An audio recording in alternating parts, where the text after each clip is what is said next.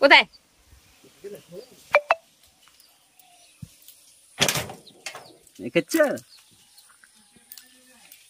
কোথায় ছিল? পুকুরে ছিল।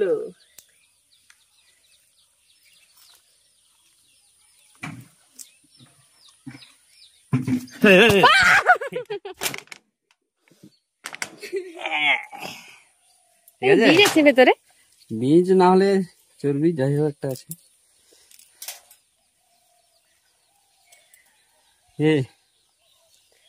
আচ্ছা কি রেসিপি হবে এটা দিয়ে?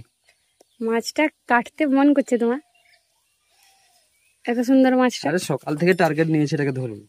হ্যাঁ জানি, আমি সকাল থেকে রেসিপি করছি, 14 বার ক্যামেরা ছেড়ে পালিয়ে যাচ্ছ, আমাকে নিজে নিজে ক্যামেরা করতে হচ্ছে। এটা নিয়ে কবার জাল ফেললে দিয়ে এটাকে তুললে? 3 বার। একটা মাছের জন্য 3 বার জাল ফেলেছো? হ্যাঁ 3 বার ফেলেছি। এই তুমি সকাল থেকে যে বললে কাতলা ধরবে। আরে কাতলাটা এর কাছে ছিল, কাতলাটা এলো নি, রুইটা এসছে তো। চলো এটা দিয়ে রেসিপি করবো। হ্যাঁ হ্যাঁ।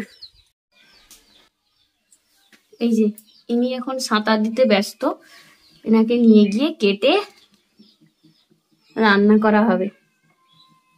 পুরো একদম পুরনো একটা রুই মাছ কিন্তু আজকে এসেছে।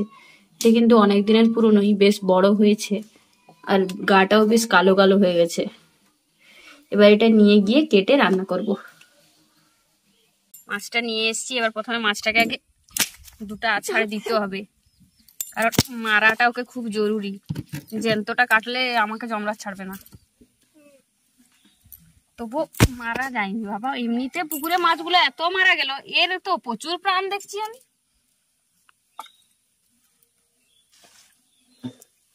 কি ভেবেছ আমাদের পুকুরে কি দেশে মাছ থাকে? ভাই আজকে কি বলেছে জানো মাছটা দেখে?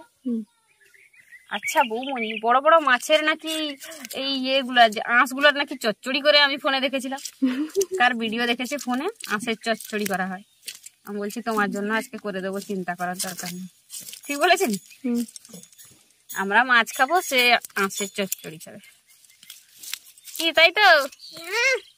না মানে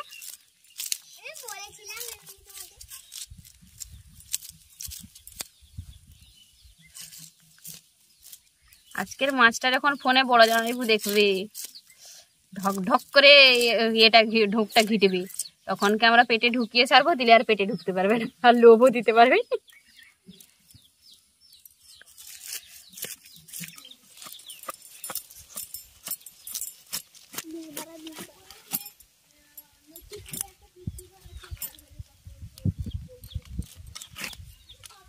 কি গো, বীজ না বেরিয়ে তো এ বেরাচ্ছে, আস্তে আস্তে আসবে বীজটা।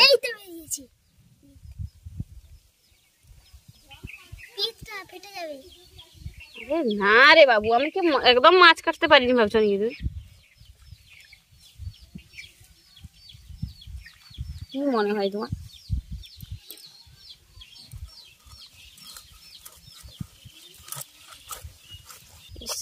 বীজটা দেখতেও যা লাগছে, খেতেও আরো ভালো লাগবে না?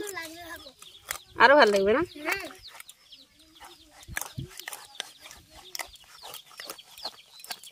পেটটার তো কিছু নাই, শুধু লদ লদ করে কোন দিকে পালিয়ে যাচ্ছে মনে হচ্ছে।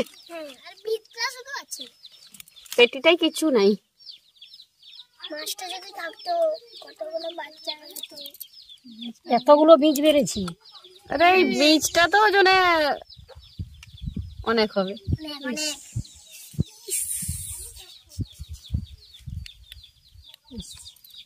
এত বীজ পেটির মধ্যে কিছু নাই গো, পেটি তো নরম তুলতুলেটা। যদি বীজ না থাকতো পেটিটার ব্যাপারটাই আলাদা হতো।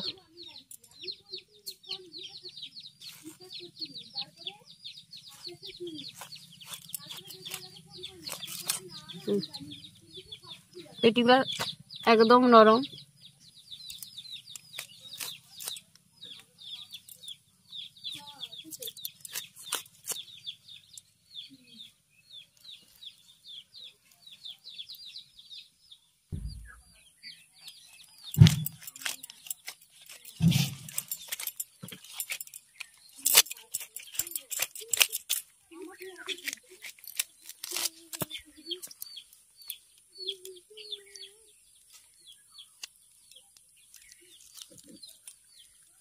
মাছ কেটে নিয়েছি, এবার মাছগুলো ধুয়ে নিয়ে উনুনের কাছে চলে যাব। অনেক মাছ বেরিয়েছে। এই বীজগুলোর কি করবি রে? বীজগুলো দেখছো, তেলটাও কতটা বেরিয়েছে দেখেছো?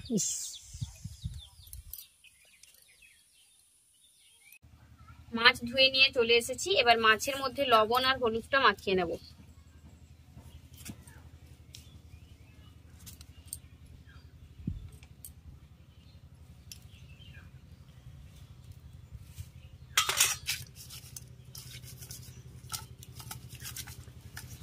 পুরোটা মাছ কেটেছিলাম, অর্ধেকগুলো কাকিমাদের বাড়িতে দিয়ে দিয়েছি আর অর্ধেকগুলো আমাদের বাড়ি। এবার সেই অর্ধেকটা মাছ দিয়ে আজকে মাছের ঝোল বানাবো, সেই সাথে বানাবো থোড় ঘন্ট।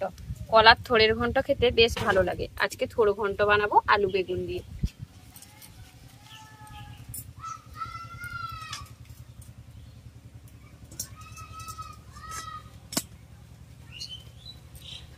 মাছ ভাজার জন্য কড়াইয়ের মধ্যে তেল দিয়ে কড়াই এবং তেল দুটোই খুব ভালোভাবে গরম করে নেব। তেল গরম হয়ে গেছে, এবার লবণ আর হলুদ মাখিয়ে রাখা মাছগুলো তেলের মধ্যে দিয়ে দেবো।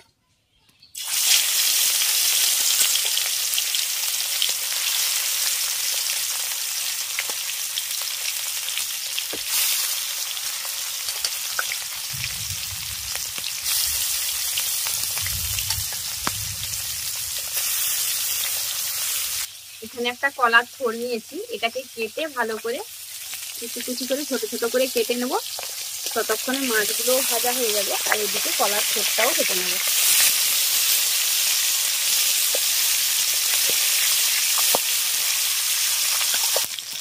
মাছগুলো ভাজা হয়ে গেছে, এবার মাছগুলোকে তুলে নেব।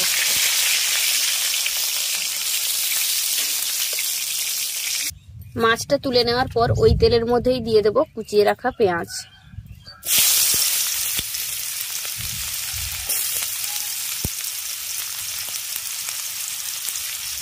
পেঁয়াজটাকে আগে প্রথমে ভালো করে ভেজে নেব।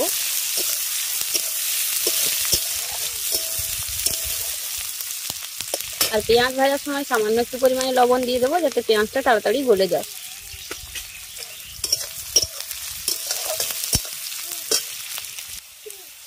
পেঁয়াজটা ভেজে নিয়েছি, এবার এর মধ্যে দিয়ে দেব আদা বাটা আর রসুন বাটা।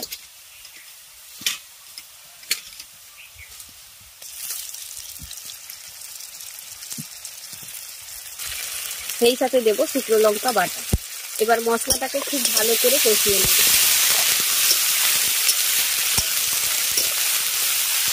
আর মশলা কষানোর সময় দিয়ে দিচ্ছি হলুদের গুঁড়ো, লঙ্কার গুঁড়ো,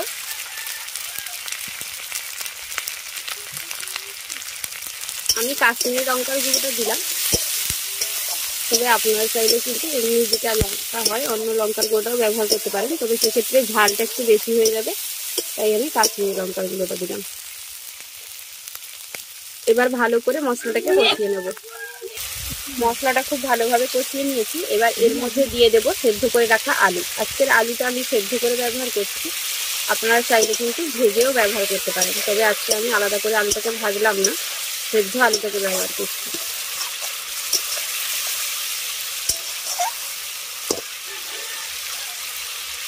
মশলার সঙ্গে আলুটাকে একটু কষিয়ে নেওয়ার পর এর মধ্যে দিয়ে দিচ্ছি জল।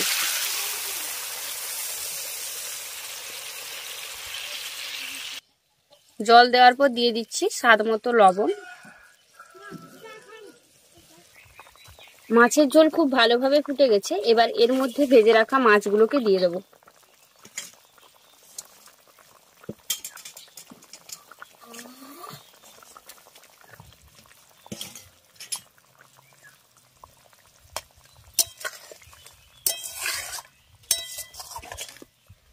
মাছটা দেওয়ার পর দিয়ে দিচ্ছি গরম মশলার গুঁড়ো।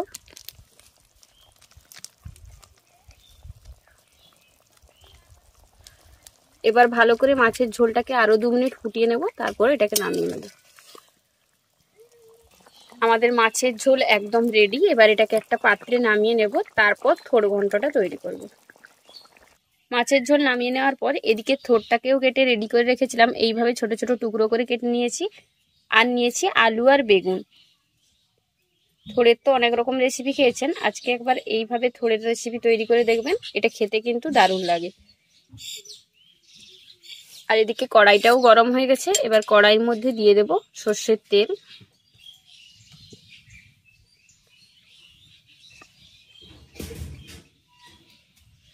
তেল গরম হয়ে গেছে। এবার ফোড়নে দিয়ে দিচ্ছি একটা তেজপাতা, শুকনো লঙ্কা আর 5 ফোড়ন।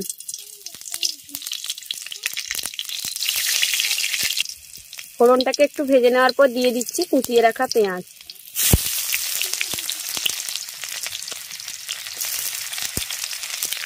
পেঁয়াজগুলো একটু ভেজে নেওয়ার পর দিয়ে দেবো আদা বাটা আর সামান্য পরিমাণে সরষে বাটা। সেই সাথে দেবো হলুদের গুঁড়ো, দিয়ে মশলাটাকে একটু ভেজে নেব।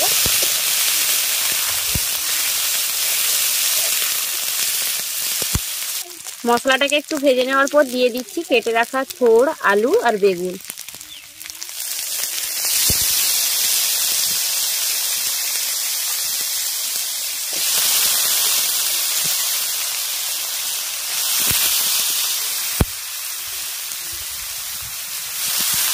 এবার দিয়ে দেব স্বাদ মতো লবণ। ভালো করে একটু এটাকে ভাজা ভাজা করে নেব। প্রথমে কিন্তু ঢাকা দিয়ে রান্না করব না, প্রথমে একটু ভাজা ভাজা করে নেব।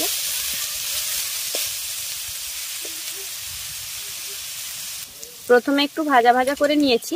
এবার ঢাকা দিয়ে এটাকে রান্না করব যাতে সমস্ত কিছু খুব ভালোভাবে সেদ্ধ হয়ে যায়।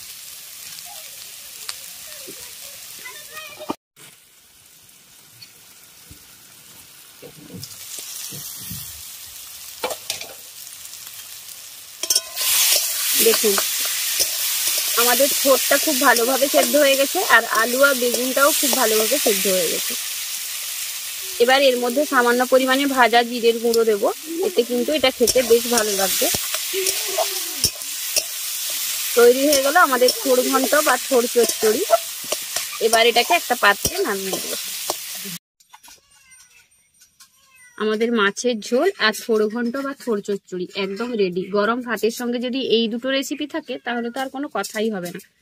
পুকুরের এত বড় মাছ দিয়ে মাছের ঝোল আর বাড়ির গাছের থোড় দিয়ে থোড় ঘন্ট, জাস্ট অসাধারণ। আমাদের আজকের এই দুটো রেসিপি আপনাদের কেমন লাগলো অবশ্যই কমেন্ট করে জানাবেন। ভালো লাগলে বরাবরের মতো ভিডিওটিতে একটি লাইক করে আপনার ফ্রেন্ডস এবং ফ্যামিলির সঙ্গে ভিডিওটা শেয়ার করার অনুরোধ রইল।